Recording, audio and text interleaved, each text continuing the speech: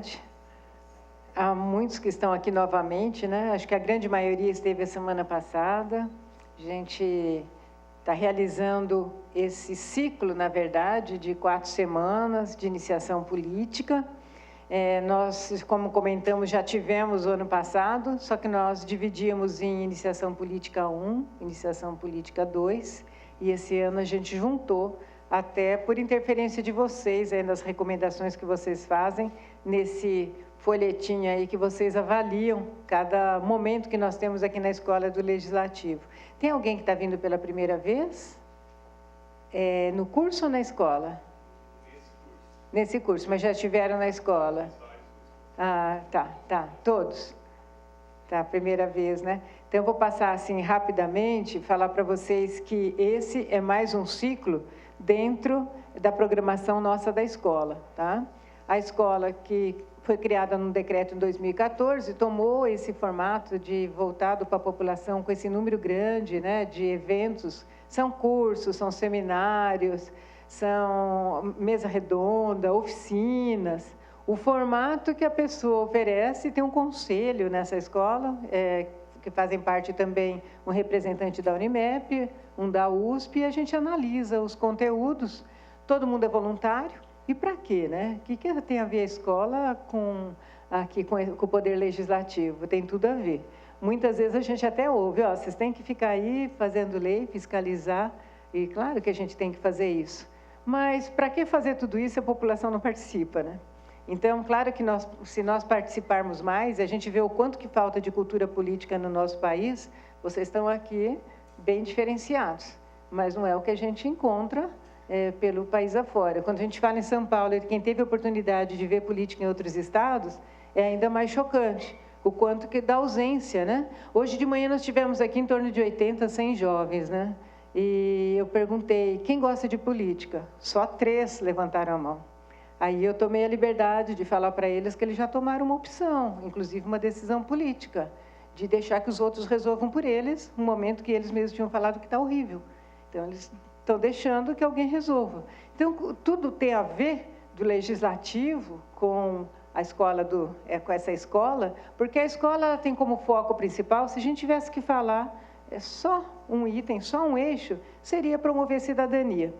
Cada um de nós, falta conhecimento para todos nós. Quem fala que conhece tudo, eu acho que aí a gente mostra ignorância, quando a gente fala que conhece tudo. E nem o tema, por mais especialista, aliás, é aquilo, né? Quanto mais você estuda, mais você, às vezes até desespero, e naquele tema que você se aprofunda, o quanto a gente vai passar a vida, não vai conseguir absorver tudo. Mas aí, a escola ela vem nesse sentido, então, para que a gente se entenda como cidadã, como cidadão, principalmente no momento que nós atravessamos, quando a gente vê que os países que têm mais igualdade, que têm mais solidariedade, que têm políticas públicas eficientes, são os países que têm também um povo mais qualificado em cultura política, né? E aí você não vai salvar o mundo, mas cada um pode fazer um pouquinho. A gente tem uma escola em cada esquina, em cada balcão de comprar pão, a gente tem isso permanentemente, é o ativismo. E a escola é como se fosse uma escola realmente para desenvolver essa questão do ativismo, entender o coletivo. Então, a gente promove a cidadania, mas tem que fortalecer a liderança. Vamos ver onde está o líder. Parece que a gente está nesse momento, né? O salvador da pátria. A gente tem essa... não tem salvador da pátria, né? Salvadores da pátria somos nós juntos, senão não vai ser o outro, não vai chegar esse ou essa, né, imagem aí que vai resolver tudo por nós se nós não participarmos. E também difundir cultura. A gente tem vários momentos aqui de difusão cultural. E isso não se esgota, não se esgota. E por que a escola acaba tendo assim, bastante oferta e bastante frequência? Tem temas, inclusive, que às vezes a gente pensa, Thalia Fernanda, que faz parte comigo, né, do conselho, às vezes a gente fala assim, nossa, acho que esse tema não atrai ninguém, e vem. Né? Temas mais complexos, às vezes vem menos gente, dependendo do tema, também vem mais gente. Mas, enfim, eu acho que a Câmara de Vereadores, Eu não me apresentei, né? Eu sou Nancy Tami, estou vereadora, estou diretora da Escola do Legislativo, mas a escola existe com o apoio de todos aqui. Hoje eu estou, amanhã vai ser outro importante institucional que fica, e porque teve uma mesa diretora, um presidente também, que entendeu que seria importante, senão esse projeto também não estaria ativo dessa maneira, né? É claro que tem um esforço, todo mundo é voluntário, a gente tem, em termos de cooperação aí, com uma cidade rica como essa, com tantas instituições, essas instituições também abraçam e sentem que esse momento é importante que a gente tenha esse tipo de ação. Ah, e por que a gente não faz? Lá tem um auditório melhor que o nosso, não sei onde, né?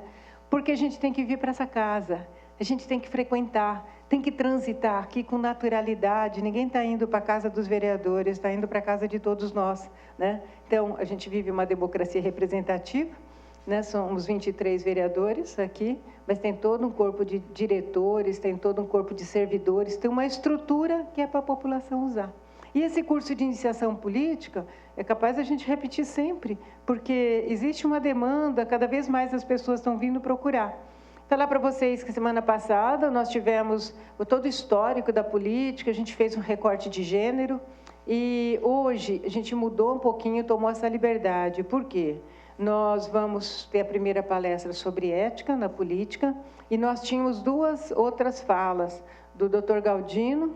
Ele está com um problema de saúde, a questão da visão, bastante assim comprometido, está num momento complicado aí da saúde dele.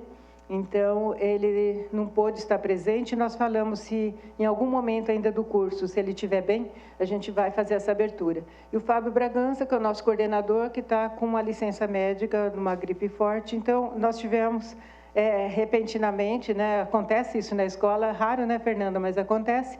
E aí nós estamos contando com o Dr. Fábio Dionísio, que já está aqui conosco. Ele é diretor do Departamento Legislativo há muito tempo, tem uma vasta experiência, iria dar a palestra semana que vem. Então, ele está antecipando o tema, mas fazendo também uma abordagem dos 3 poderes. Com isso, a gente não perde conteúdo, a gente está com excelentes profissionais, né? E vai cumprindo dentro daquilo que a gente se propôs a fazer. Tá bom? Eu não vou me alongar, mas nós vamos tratar da mesma forma dos outros. Eu até perguntei se eles podem ficar até o final, porque nós vamos ter primeiro a fala do Ricardo Caiubi, que é um colega, agrônomo como eu, com empresa, mas é mais do que isso, sempre envolvido com um trabalho não só comunitário, mas dentro também da sensibilidade aí, espiritual também, e um colega de longa data. Então, ele vai falar, e tem dado essa fala em vários lugares que nós estivemos juntos, né, sobre ética na política. E, em seguida, aí ele vai fazer isso uns 40 minutos, mais ou menos. Aí nós vamos ter o segundo tema, com o Dr. Fábio Dionísio, né, que está aqui conosco, como eu disse. E aí ele vai falar do processo legislativo e a dinâmica dos poderes. Tá bom? Então, tendo as duas falas, nós vamos para a rodada de perguntas e questionamentos, para a gente ter essa interação com vocês. Pode ser? Combinado? Então, vamos lá, Ricardo? Está aqui o Ricardo Caiubi. Precisa de ajuda?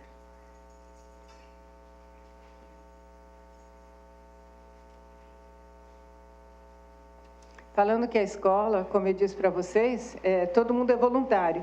E vocês também podem participar das duas maneiras, vindo assistir, né, participar aqui conosco, sugerindo, e também quem tem aí algo para falar, querer colocar a proposta de algum tema, de alguma palestra, de algum ciclo. Foi assim que muitos conteúdos surgiram. A gente tem um conselho que analisa tudo isso, coloca no formato adequado, mas todo mundo pode participar, tá bom? Ricardo. Boa tarde a todos. Muito obrigado pela presença. Nancy já me nomeou, sou agrônomo, quero empresário, tenho um escritório de projetos na área de açúcar e de álcool e estou envolvido na política já há muitos anos,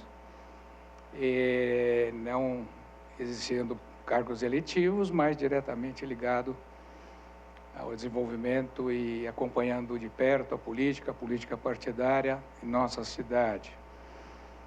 E sempre procurando, enfim, crescer né? Então, como a Nancy colocou, nós estamos sempre aprendendo, né?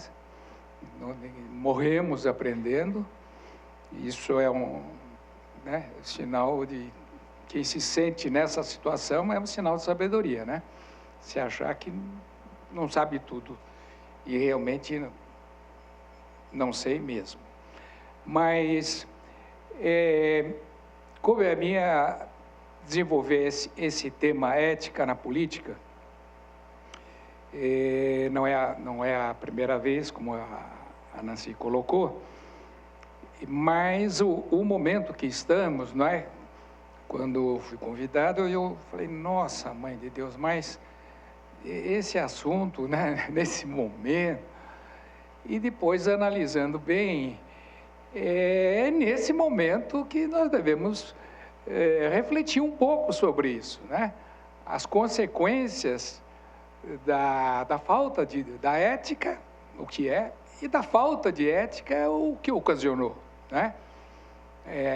No momento que estamos vivendo o país, muito próximo agora de uma eleição importantíssima, né? A renovação do nosso parlamento, né?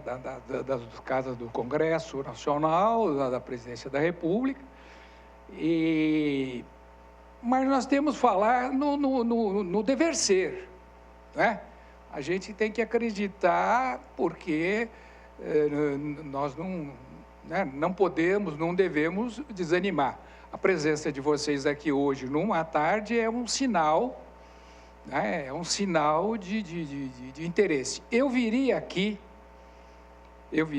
por convicção, se tivesse uma pessoa, eu estaria fazendo esse tema, né?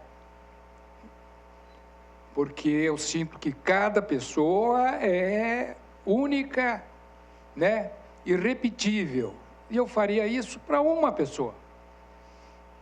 E aqui somos vários, né? Somos muitos e pessoas interessadas, pessoas de boa vontade. Então, nós vamos falar algumas reflexões sobre a ética e a vida pública. Se vocês viram ali, no fundo ali, 3 pessoas que representam, né, para nós, para muitos, celebridades, se tornaram celebridades por suas ações, né? Por suas ações éticas, por sua luta pela igualdade, pela sua luta pela justiça, pela sua luta pela vida, não é? As ações a nossa médica, doutora Zilda Arnes, né? Mandela, Gandhi, enfim. Aí tem tantos que podiam ser, mas escolhemos esses 3 para dar um fundo à nossa tela, né? E vamos, então, entrar direto, assim, um pouquinho no moral e ética, né? São 2 coisas que estão intrinsecamente ligadas. Então, uma definição de moral. Moral é um código de conduta compartilhado por um agrupamento humano, não é? A gente está num grupamento humano, tem uma certa modo de ser, uma conduta, né, que é compartilhado por aquele grupo. Moral tem a sua origem no latim, que vem de mores, significado costumes, certos costumes que determinam a moral daquele grupo. E isso também é mutante, não é? Isso também evolui, né? A gente vê em certos países do Oriente certas posturas, certos costumes que a nós, do Ocidente, chocam, né? E há uma evolução, né? Há a evolução de nossa parte em alguns aspectos, a evolução em outros aspectos, não é? Os direitos da mulher, não é? Como que a Nancy é uma batalhadora aqui, né? Para nós, enfim, que já ouvimos, devia ser uma coisa natural. As mulheres, inclusive, são maioria, não é? Na população geral. E se não é a Nancy e outros que carregam para, né, emancipá-las e torná-las voz ativa em todas as decisões, em outros países ainda estão um atraso grande, não é? nesse aspecto.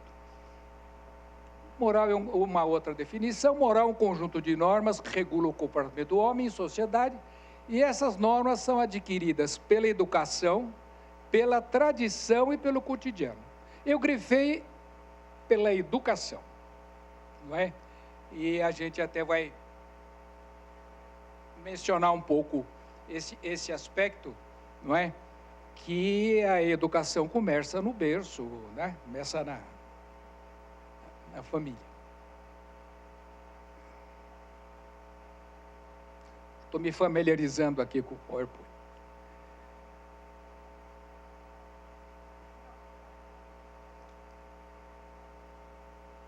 A ética vem do grego ethos, que significa modo de ser.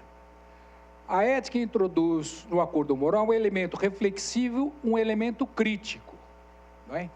Ela sempre leva a gente a uma reflexão e é um elemento crítico. É ético, não é ético, é muito ético, é sem ética, não é?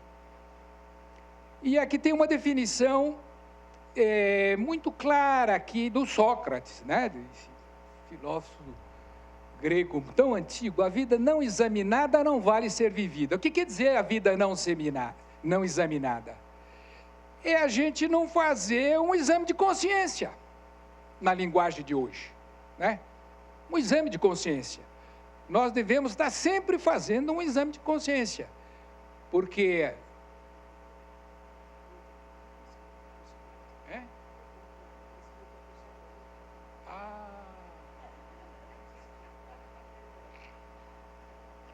desculpe, eu estava mexendo com esse negócio do lado contrário. A vida não examinada não vale ser vivida. Essa frase é expressa dele. Para nós, traduzida, é o exame de consciência, né? Quem não faz, de vez em quando, um exame de consciência, ou diariamente um exame de consciência, como é que foi o meu dia, como é que foi a minha ação, o que eu devo fazer, o que eu não fiz, não é? Então, o que eu fiz certo, o que eu fiz errado, o que eu devo recomeçar, né? Todos nós devemos recomeçar sempre. Eu acho o que é a mola propulsora das nossas ações é o recomeçar. Se não fosse essa realidade, meu Deus do céu, o que seria de nós, o que seria de mim? E o Gandhi ainda frisa assim, ética é uma aguda consciência moral. É uma visão introspectiva que a gente tem que ter, muito séria, né? Da nossa conduta, né? A vida passa muito depressa. Vocês, tem muitos jovens aqui, mas eu posso afirmar, pela minha idade, que ela passa muito depressa, né? E a gente vê daqui a pouco os filhos da gente eram assim, hoje a gente já é avô, e não é, Nancy? Nancy tão jovem já é avó também. Então passa, e essa aguda nesse sentido dessa consciência moral que a gente deve estar sempre se questionando, não é? E aqui eu coloquei, a ética começa na família. A ética começa na família. Começa né, a gente fazer uma análise aqui pedagógica, que for dizer, dos nossos filhos, né, que tivemos e tudo. Eles se espelham em quem? Em nós, nos pais, primeiro.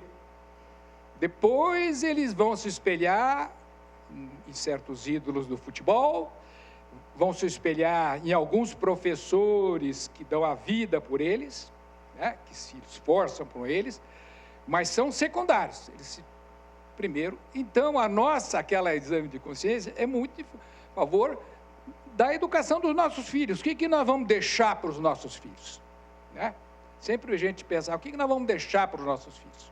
A educação. Que educação nós vamos deixar para os nossos filhos? Uma educação moral, uma educação dos costumes, uma educação do que é certo, do que não fazer, do que fazer, né? Aí vem uma série de definições, assim, quem é ético, né? Então vamos avaliar alguns aspectos, né? A pessoa que é ética é transparente, É transparente, não tem o que esconder, não é? Ela é aberta, as ações que ela faz são corretas dentro daquela realidade dela, né? Daquela comunidade, daquela cidade, do seu meio. É transparente. É o mesmo em todos os ambientes, não é? Não é camaleão. É o mesmo. Se está aqui é assim, se está em casa é assim, se está no trabalho é assim, não é? É respeitoso em casa e não é respeitoso no trabalho, é alegre em casa e no trabalho é um carrasco com seus funcionários ou com seus colegas. A pessoa ética é a mesma em todos os lugares. Vai contra a corrente, né? Esse é um outro aspecto importantíssimo, não é? Vamos dizer assim, nós somos uma minoria. Não sei se somos minoria, mas se nós procuramos ter uma conduta dessa transparente e tal e coisa, às vezes nós somos motivos, né, de chacota. Até os nossos filhos na escola às vezes sofrem bullying ou sofrem gozações porque tem uma conduta que eles receberam das suas casas que não vai acompanhar aqueles outros coleguinhas, ou no próprio trabalho que fazem, né? Ou no próprio partido, ou qualquer outro lugar. Vai contra a corrente, né? E por isso somos minoria. Agora, nós devemos ser uma minoria cada vez maior e sempre atuante. Se não fosse assim, a Nancy não estaria aqui, eu não estaria aqui. Não é? Muitos de nós, a Nancy tinha ser eleito vereadora, olha, ótimo, vou lá fazer as leis. Não, assumiu abraçou uma causa enorme, e assim, tantas pessoas não estariam, né, atuando. Não desanima. A gente tem uma série de contrariedades, de dificuldades, né? Quem não tem dificuldade? Né? Quem não tem em todos os campos? No campo familiar, no campo social, no campo do trabalho, no campo da política partidária, todos nós somos testados, somos contestados, não é? E agora, nós não podemos desanimar, não é? Quem é ético? Procura a verdade, e a verdade o torna livre, né? Quem procura a verdade é livre. A verdade nunca vem sozinha, mas vem sempre com um amor. Essa é uma outra definição, assim, que pode até, né, abalar um pouco. A verdade nunca vem sozinha, mas sempre com amor. Não há verdade sem amor. O amor é sempre a primeira verdade. E se não há amor, não há verdade. Não são, eu peço, né, peço vênia, como diz aos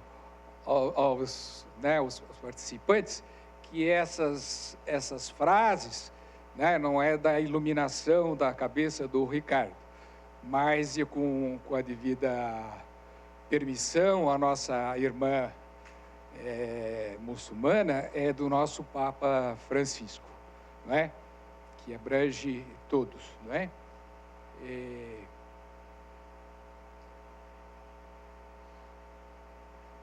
Quem é ético está em paz consigo mesmo e com a sua família, não é? Está agindo correto, está com aquele, não desanima, recomeça, luta, não é? Não há coisa mais triste de ver alguém angustiado, alguém contrariado, né? Alguém que não tem paz interior. Contamina, né? Contamina a pessoa em paz consigo mesma, ela contamina o ambiente. A alegria faz parte da nossa vida. E ela é dada por essa, né, essa realidade de estar buscando a verdade, não é? E o inverso é isso, afasta as pessoas. Como tem lá, tem e transmite alegria, não é? tem e transmite alegria porque é uma coisa genuína, uma coisa pura, uma coisa, não é? Uma ação, uma vida que busca isso. Procura justiça não para se defender, mas para defender os outros, não é?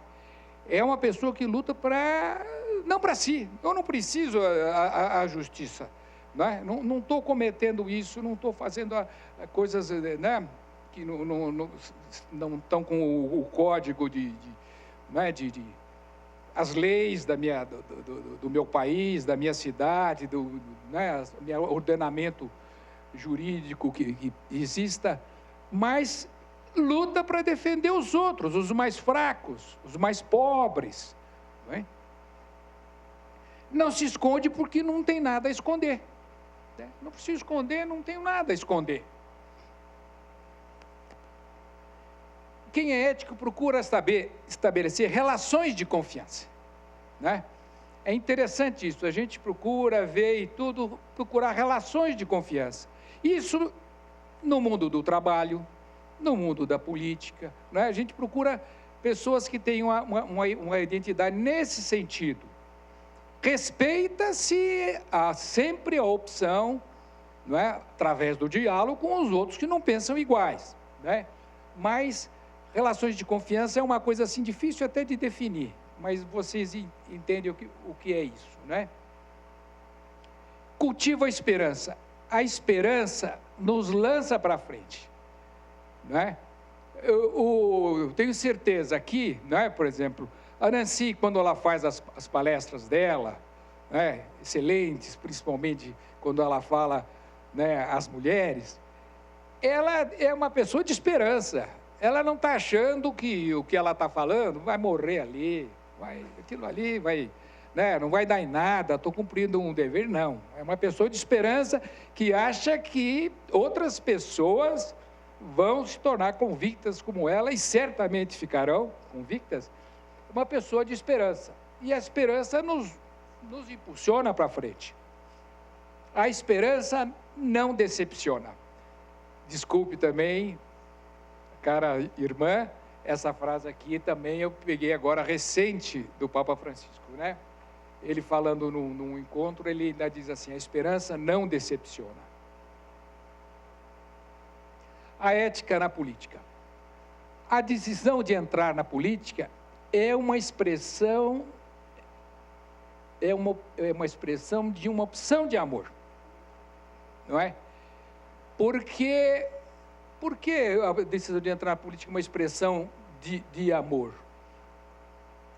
Quem entra na política sabe que não vive mais para si mesmo, mas pelos outros, não é verdade? O político, a política, né, ela está se dedicando ao bem comum, aos outros. Né? Podia estar cuidando do seu só negócio, do que você se formou, que você estudou, do teu negócio. Não, saiu para a vida pública, é dedicação aos outros, né?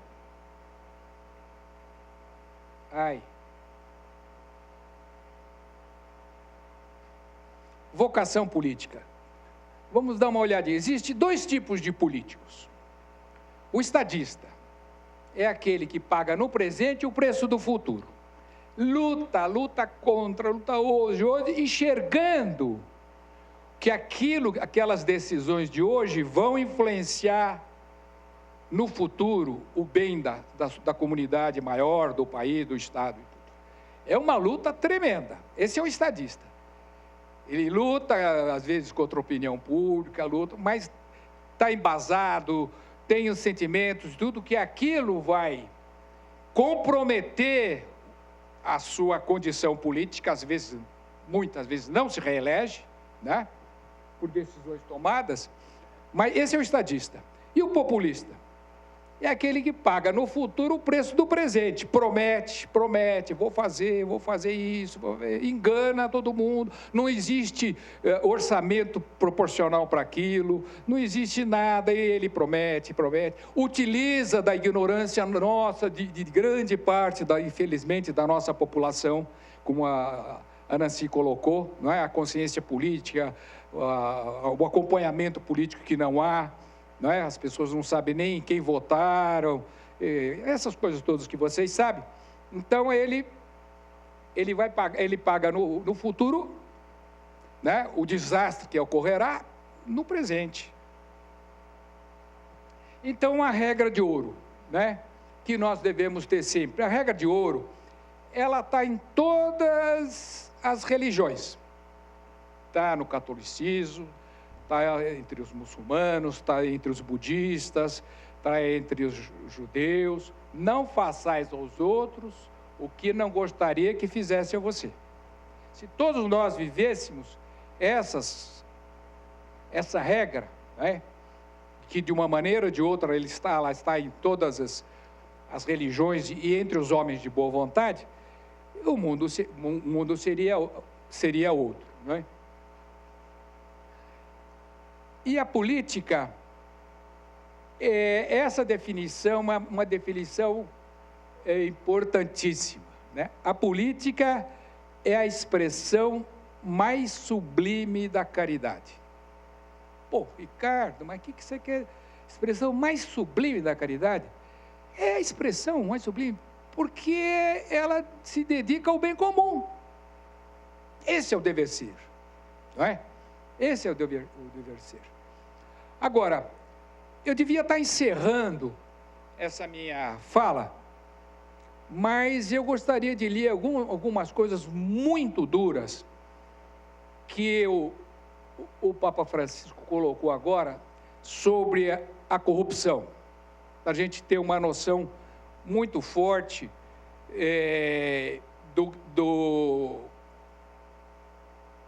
das consequências e da realidade, o que é a corrupção, né? E diz assim o seguinte: os administradores corruptos, devotos da deusa ilegalidade, cometem um pecado, uma falta grave contra a dignidade e dão de comer pão sujo aos próprios filhos. A essa astúcia mundana deve-se responder com a astúcia cristã, que é um dom. No início pode ser um suborno, seja pequeno, mas funciona como uma droga. E ainda que a primeira propina seja pequena, depois vem outra, e mais outra, até que o sujeito acabe imerso na doença da dependência da ilegalidade. Estamos diante de uma falta muito grave, porque vai contra a dignidade, e a dignidade que nos leva ao trabalho. E ela não leva ao suborno, esse vício da astúcia mundana. Quando lemos nos jornais ou assistimos na televisão alguém que escreve ou fala sobre corrupção, pensamos nela como uma palavra qualquer. Mas corrupção é isso, receber o pão sem dignidade. E aqui, assim, para terminar,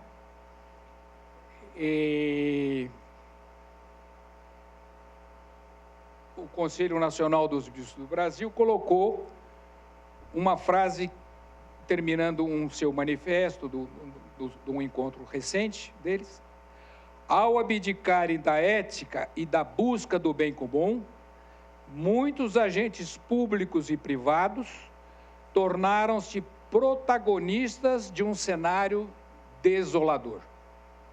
Não é? É o que nós estamos vendo hoje. Agora, nós que estamos aqui, vamos voltar a essa realidade que a gente demonstrou aqui, não é? Não a corrupção, a luta. Agora nós vamos para umas próximas eleições, vamos procurar, né, procurar bem a escolha, né, da melhor pessoa, se envolver nesse sentido de querer o bem. Não, eu já sei, para mim está bom, se qualquer um que entrar está bom, eu tenho meu trabalho é estável. Não existe isso. Nós temos que pensar sempre nos outros, né? A influência que tem uma gestão bem ou má para os outros e principalmente para os mais pobres. Se a gente verificar a dificuldade hoje, né, na nossa comunidade do egoísmo, do voltar-se só para si, os pobres são os mais prejudicados. E a pobreza, quem convive, o que vive, né, como eu, graças a Deus, estou envolvido num propósito social de construção de casa onde eram barracos e tornar aquele bairro uma comunidade, a gente vê o que é a baixa estima, uma série de outros valores que passam por cima, né? A desigualdade é imensa. Então, a nossa posição aqui hoje, de pessoas de boa vontade, é importantíssimo para que nós possamos eleger pessoas, né, renovadas, novas. Esse é o nosso procurar ser, né? Eu agradeço a todos e estou à disposição também para, enfim, responder o que for necessário, tentar responder. Obrigado.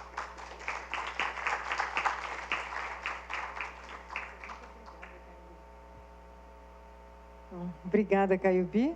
Então, nós vamos fazer as perguntas no final, tá? Dos dois temas. Então, agora, na sequência, a gente vai receber aqui o Dr. Fábio Dionísio, falando sobre o processo legislativo e a dinâmica dos poderes. Vocês estão aí com a programação. E ele que é diretor aqui na casa. Aliás, nosso socorro aí, viu? Em muitos momentos, dando subsídio aí para vários projetos, para trabalhos aqui dentro dessa casa.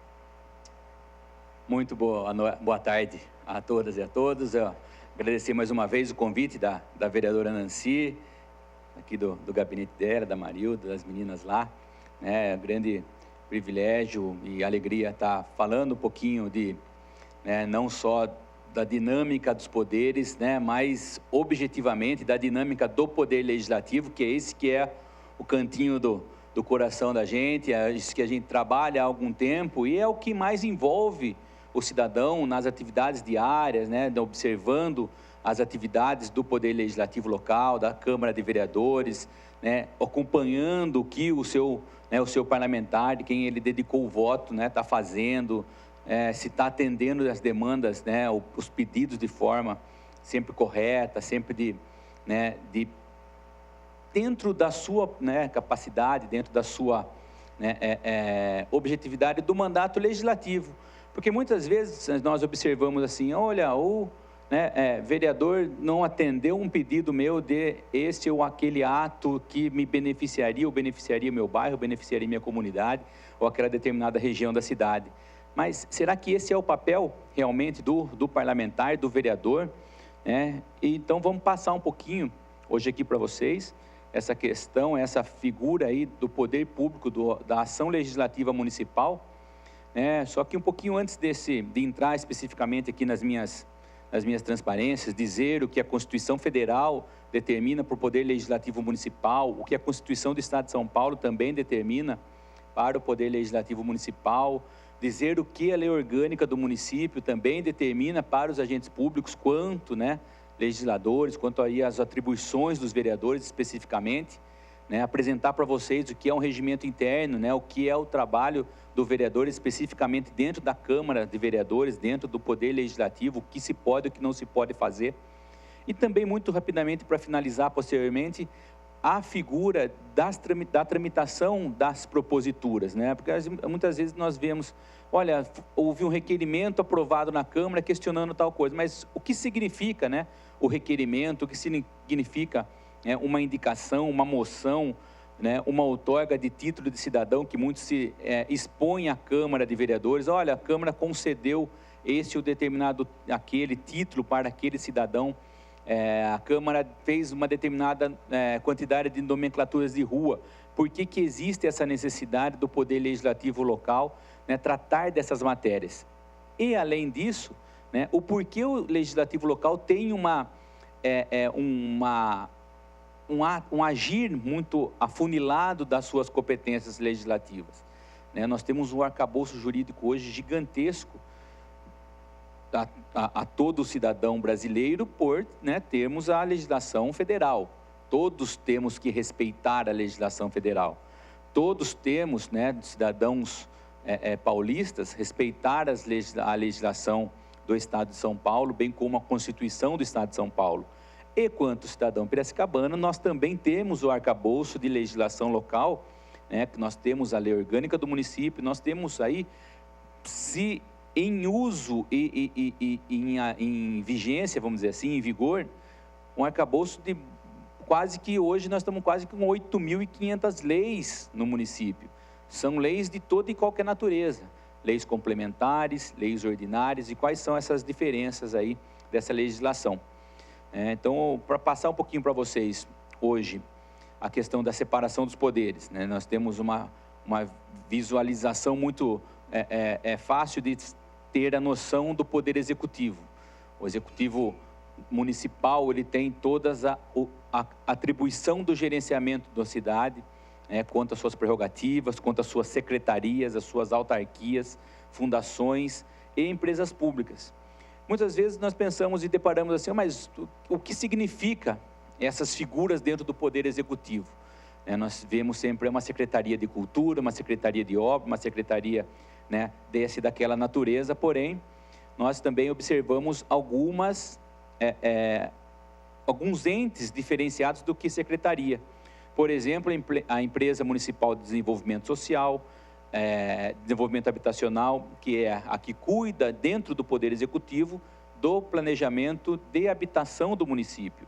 A Fundação Municipal de Ensino, ela cuida da a administração da educação do município, não no sistema todo da educação, quanto Secretaria de Educação que nós temos, mas sim da Fundação Municipal de uma universidade municipal e também de um colégio técnico que é administrado, é um ente municipal, não gratuito quanto as universidades estaduais e federal que a gente tem, né, de exemplo, que a gente tem sempre a Exalc aqui, que é uma universidade pública, nós temos a Unesp, a Unicamp, enfim, todas essas outras instituições de ensino, mas nós temos uma fundação que gerencia a formação de estudantes de nível superior e ensino médio profissionalizante aqui no município. Temos também o SEMAI, que é um serviço autônomo de água. Hoje se diferenciou-se, né, se destacou do SEMAI a gestão do esgotamento sanitário. Então, hoje nós temos na cidade uma figura chamada parceria público-privada, que é uma figura nova de gestão pública.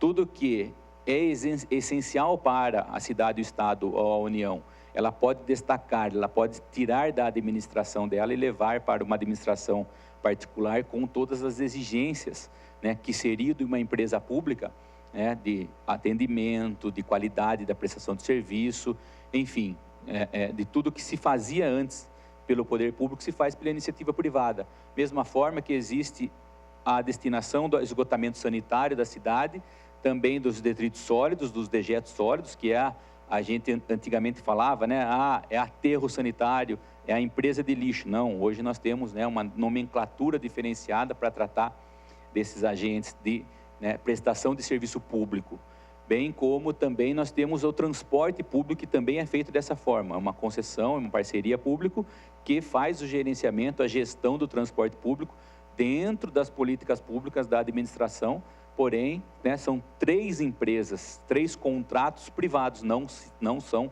entidades públicas. Com isso, né, desburocratiza muito, porque hoje nós temos que observar uma série de regramentos muito grande quanto a compra, gestão, contratação via, né, processo licitatório das empresas públicas.